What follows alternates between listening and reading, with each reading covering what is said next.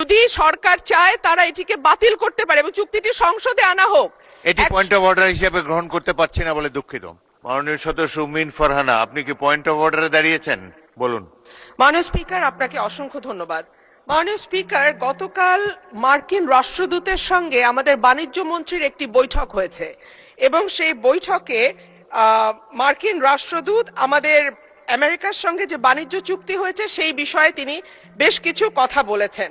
তার মধ্যে উল্লেখযোগ্য হলো দুই দেশের মধ্যে আমদানি রপ্তানির ঘাটতি, বাংলাদেশের কৃষি ও জ্বালানি পণ্য আমদানির প্রতিশ্রুতি, দেশে ব্যবসার পরিবেশ উন্নয়ন ও বিনিয়োগ আকর্ষণের জন্য নীতি সংস্কারের বিষয়গুলো মার্কিন রাষ্ট্রদূত তুলে ধরেন।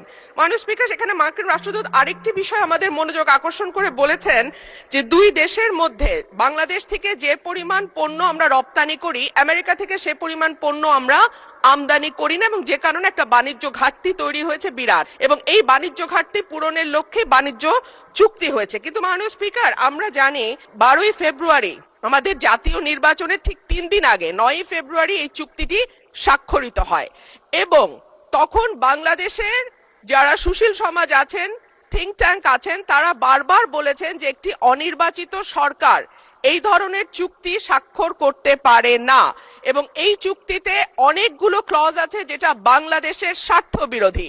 সুতরাং নির্বাচনের পরে যখন একটি নির্বাচিত সরকার আসবে তখন যেন এই চুক্তিটি স্বাক্ষরিত হয়। কিন্তু আনফরচুনেটলি আমরা দেখলাম যে না, অন্তর্বর্তীকালীন সরকার শুনল না এবং 9ই ফেব্রুয়ারি এই চুক্তিটি স্বাক্ষরিত হয়। মাননীয় স্পিকার, এই চুক্তির শর্ত অনুযায়ী প্রতিযোগিতামূলক। মাননীয় সদস্য, আমার বক্তব্য শুনুন। এটি কোনো পয়েন্ট অফ অর্ডার হলো না। 301 বিধিতে আপনি পড়লে দেখতে পাবেন যে পয়েন্ট অফ অর্ডার সংসদে চলমান বিষয়ের উপরে হতে হয় কিংবা সংসদ কাজে শৃঙ্খলা রক্ষার জন্য হতে হয়। আপনি একটি নতুন প্রশ্ন উত্থাপন করেছেন, আপনি নোটিশ দেন, এটি বিবেচনা করে দেখা হবে। ধন্যবাদ। মাননীয় স্পিকার, একটা মিনিট। মাননীয় স্পিকার, এই চুক্তিটি 60 দিনের মধ্যে যদি সরকার চায় তারা এটিকে বাতিল করতে পারে এবং চুক্তিটি সংসদে আনা হোক। এটি পয়েন্ট অফ অর্ডার হিসেবে গ্রহণ করতে পারছি না বলে দুঃখিত।